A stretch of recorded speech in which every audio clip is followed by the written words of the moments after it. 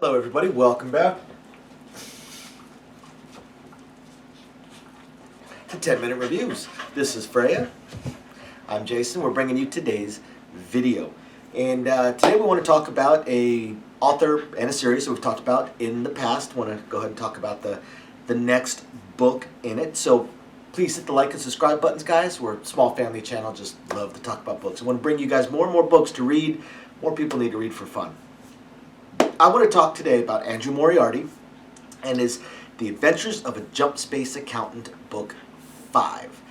This book is pretty awesome because it really feels like this would almost feels like a good ending almost for what's gone on up to this point. Even though I know it's not the end of the series, it does feel like it really wraps a lot of things up.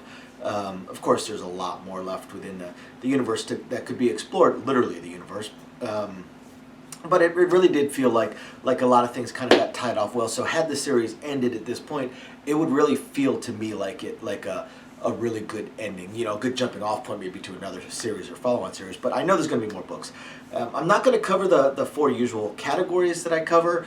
I just want to talk about the book itself. So once again, we are following Jake and his adventures as an accountant. Although he is an accountant in name only. He is, I can't even really call him a spy anymore. He was originally hired by, or not really hired, almost more blackmailed by Dashi when he almost failed out of school for various reasons to be a spy, even though he's very awkward and had major issues as far as social cues. But he really grew through the series. That's one thing that I thought was really cool about this series, was he really grew. Jake grew a lot throughout the series.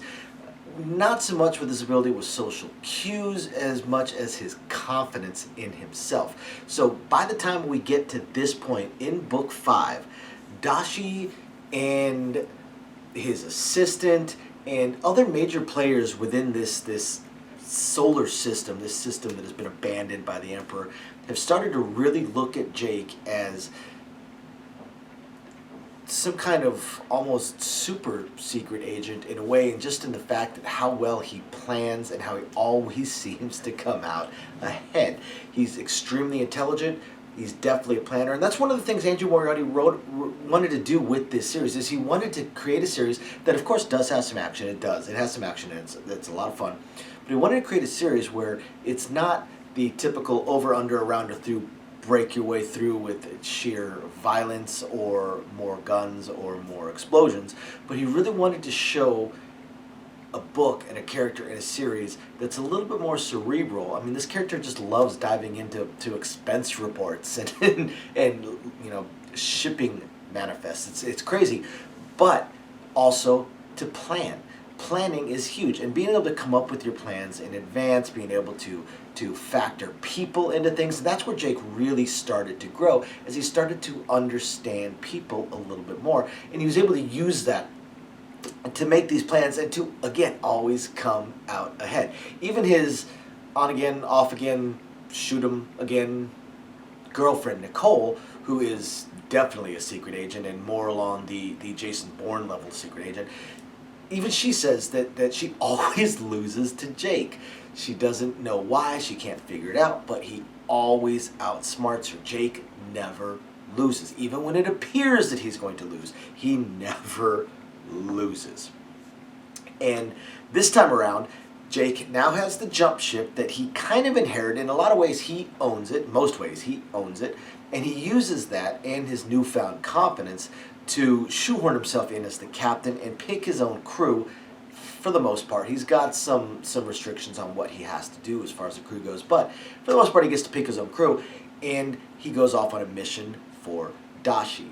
Now, during this time frame, actually just prior to when he leaves the system, they decide to elect a new leader, basically. And Dashi, through his own manipulations and his own intelligence and forethought and planning, and also his own ability to never freaking lose, he is brought up as a potential leader and they are forced to reveal their full names, their history, such like that, to in front of basically a computer that will verify.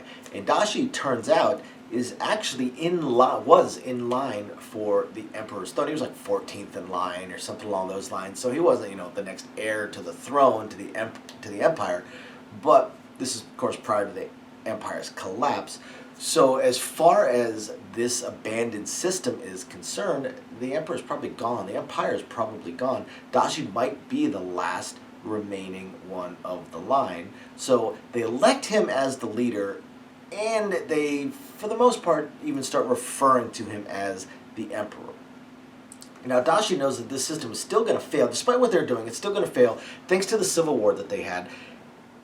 Too much damage to their infrastructure, too much damage to their food supplies, their food networking, food delivery, mostly their food supplies and their power systems. Way, way, way too much damage, too many issues with their supplies, so people are going to start dying. People are going to start dying very, very, very soon. So Dashi has sent Jake off to a nearby system that he happened to know the coordinates for to try and get replacement parts, basically. So Jake goes out there with his little hand-picked crew that are all trying to take over his ship and replace him as the captain, every single one of them. No real spoiler here. They fail. Looks like they're succeeding. They fail. Jake just, he can't be beaten.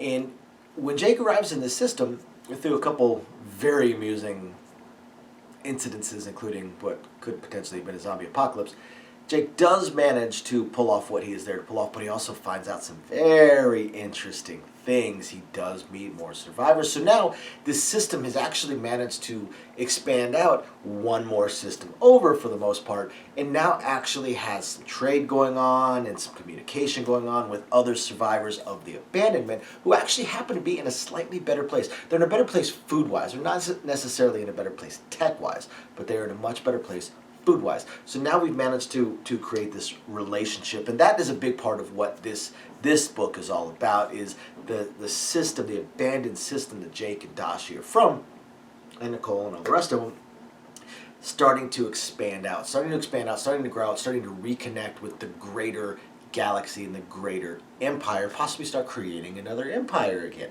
Dashi is the emperor now, quote unquote.